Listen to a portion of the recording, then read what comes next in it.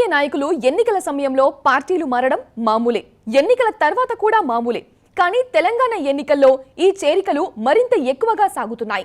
CM Revanth రెడ్డిని కలుస్తున్న BRS నేతలు క్రమక్రమంగా కాంగ్రెస్ లో చేరిపోతున్నారు.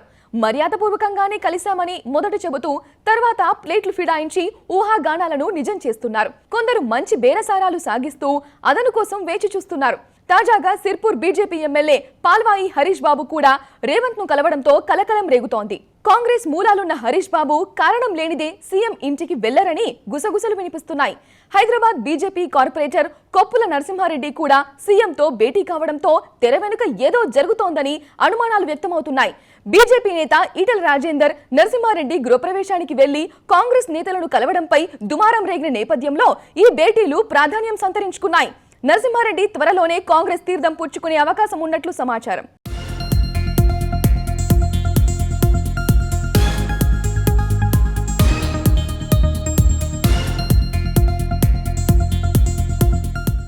పాల్వాయి హరీష్ కాంగ్రెస్ కు పాత కాపే. 2018 అసెంబ్లీ ఎన్నికల్లో సిర్పూర్ నుంచి కాంగ్రెస్ పార్టీ టికెట్ పై పోటీ చేసి ఓడిపోయారు. తర్వాత బీజేపీలో చేరి గెలిచారు.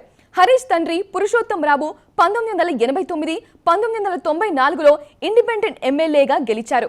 1999 ఎన్నికల్లో పీపుల్స్ వార్ నక్సలైట్లు అతన్ని చంపేశారు.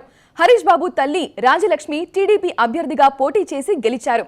బలమైన రాజకీయ నేపథ్యమున్న హరీష్ మొన్నటి అసెంబ్లీ ఎన్నికల్లో గెలిచిన తర్వాత బీజేపీకి దూరంగా ఉంటున్నట్లు సమాచారం.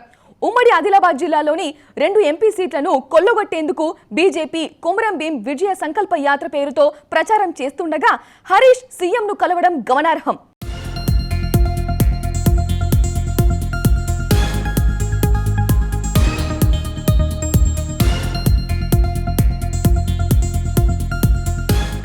తెలంగాణలోని 17 ఎంపీ సీట్లలో కాంగ్రెస్ కు 10 వస్తాయని పలు జాతీయ సర్వేలు చెబుతున్నాయి.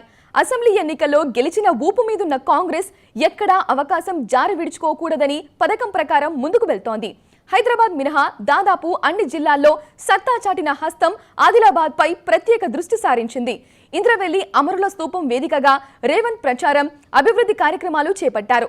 ఎంపీ ఎన్నికల్లో డబుల్ డిజిట్ సాధించాలని లక్ష్యంగా పెట్టుకున్న రేవంత్ ఆ టార్గెట్ సాధించడానికి మాజీ కాంగ్రెస్ లీడర్లను ఆకర్షిస్తున్నారు.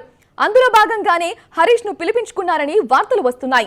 ఆదిలాబాద్ లోక్సభ స్థానాన్ని బీజేపీ నుంచి హస్తగతం చేసుకోవాలని కాంగ్రెస్ వ్యూహరచన చేస్తోంది. ఉమ్మడి ఆదిలాబాద్ లోని 4 అసెంబ్లీ స్థానాలను బీజేపీ దక్కించుకుంది. ఆ 4 ఎమ్మెల్యేల్లో కనీసం 2ని చేర్చుకుంటే టార్గెట్ రీచ్ కావచ్చని కాంగ్రెస్ భావిస్తోంది. బీజేపీ బీఆర్ఎస్ లకు చెందిన 20 మంది ఎమ్మెల్యేలకు కాంగ్రెస్ గాలం వేస్తోందని, ఎవరి పరిస్థితి ఏమిటో తెలుసుకోవడానికే సమావేశాలు సాగుతున్నాయని పార్టీ వర్గాలు చెబుతున్నాయి.